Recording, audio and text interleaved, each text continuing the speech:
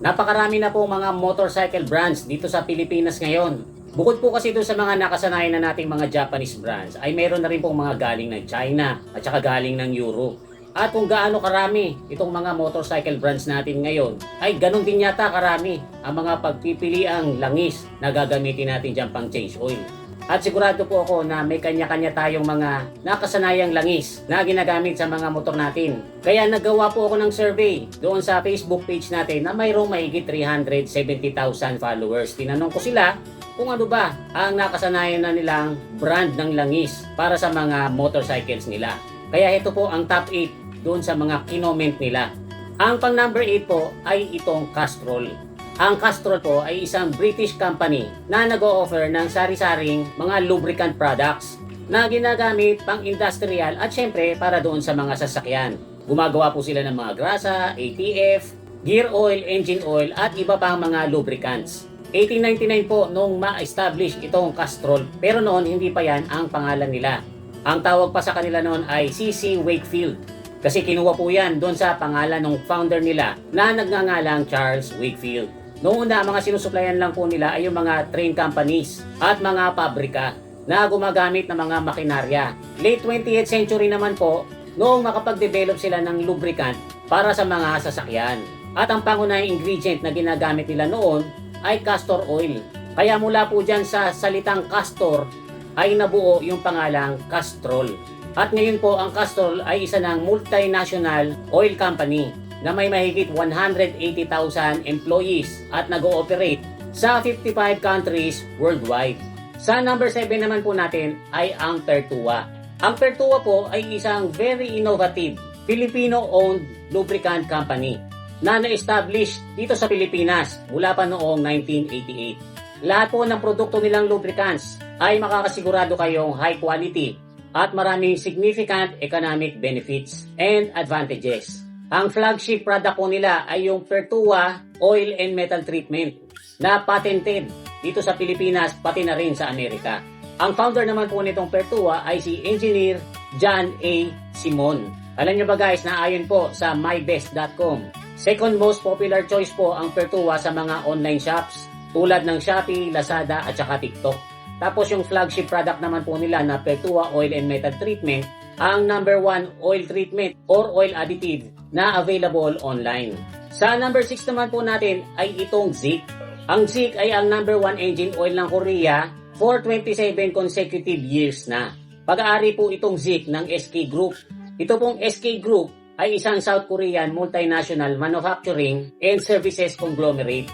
Sila po ang second sa largest conglomerate ng Korea. Napakalaking kumpanya po nitong SK Group. Nagmamanufacture po sila ng mga semiconductors, ng mga flash memories, at even sa telecommunications ay involved sila. Pero yung lubricant business ay pinasok nila noong 1968 pa. Tapos guys, bukod po sa number 1 ang Zik sa Korea, ay voted din po ito sa one of the best engine oil sa Russia. Kasi guys, kahit super lamig ng winter sa Russia, ay proven ang usay ng kanilang mga multi-grade motor oils. Sa number 5 naman po natin ay itong Honda Oils. Hindi na po ako nagtataka na kasama sa listahan ng mga pinagkakatiwalaang engine oils dito sa listahan natin itong Honda. Kasi guys, ang number 1 selling na motorcycle brand dito sa Pilipinas ay Honda. Kaya marami ring mga Honda owners na ang gusto nilang gamiting langis dun sa mga Honda na nabili nila ay syempre yung OEM oil na irerekomenda ng Honda. Kasi guys, yung langis ng Honda ay specially formulated para tugunan yung mga pangangailangan ng Honda engines. Ipinagmamalaki po ng Honda na yung langis na mabibili sa kanila ay balanse. Bukod sa ginagamit ito sa mga race, ay swak na swak din tong gamitin sa mga regular, pang araw-araw, pang service o pang hanap buhay na mga motor. Kasi bukod sa pinoproteksyonan nito yung makina, ay nakakapagdulot din po ito ng mas mataas na fuel efficiency. Kaya nga po maraming riders na kahit hindi Honda ang tatak ng motor nila ay itong Honda oils din ang ginagamit. Sa number 4 naman po natin ay ang Petron Oils. Alam nyo ba guys na Petron ang largest oil refining and marketing company dito sa Pilipinas? Mahigit 1/3 or 33% ng mga pangangailangang langis ng buong Pilipinas ay nanggagaling sa Petron. Napakatagal na rin po ng Petron dito sa Pilipinas kasi 1933 pa po sila dito. Pero noon, foreign companies pa ang may-ari dyan. Ang Socony Vacuum and Oil Company at ang Standard Oil of New Jersey na parehas nakabase sa Amerika.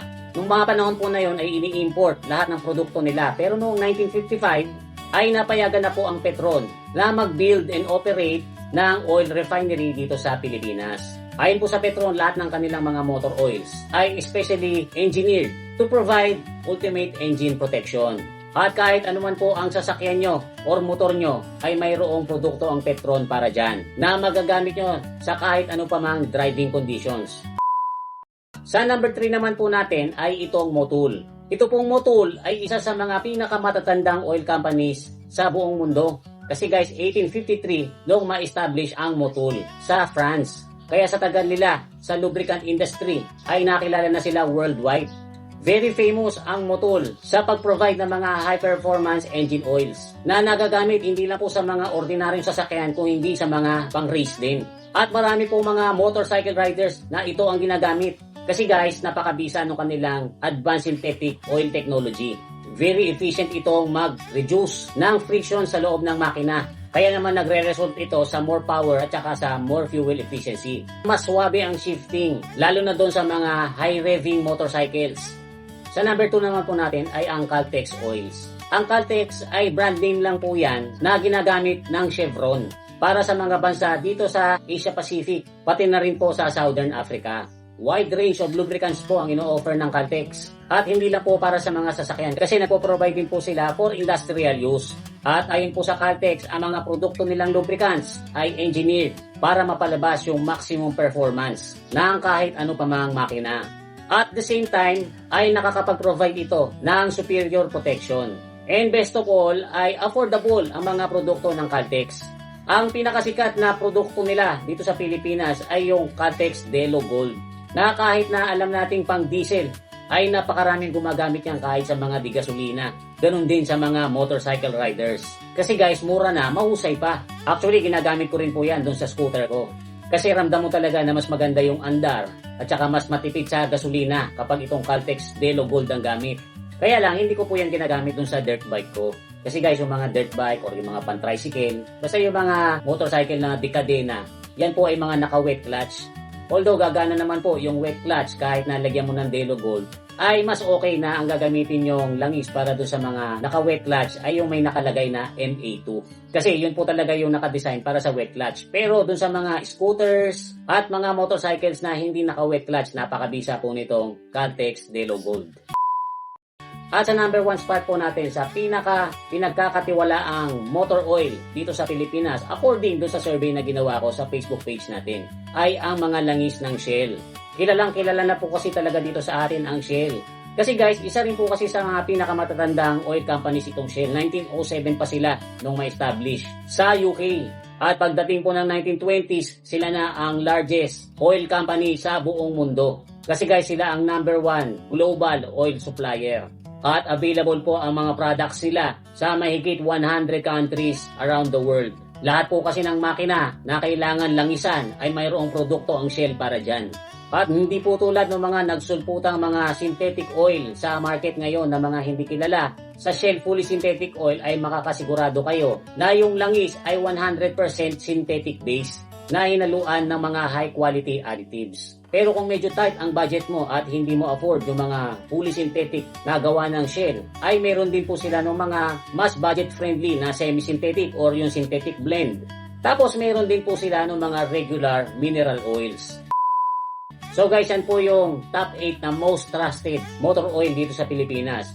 Lahat naman po yan ay very effective. Lalong-lalo na kung susundin nyo yung viscosity na nire-recommend ng manufacturer. Tapos regular yung intervals ng oil change nyo. Yung ibang mga motor oils po ay hindi included dito sa top 8. Pero included sila kung ang gagawin natin ay hanggang top 20. So ilagay nyo po sa comment section kung anong langis ang ginagamit nyo sa motorcycles nyo para mapagkwentuhan natin ng mas matagal. Muli, ito po si Kuya Mikmik. Thanks for watching.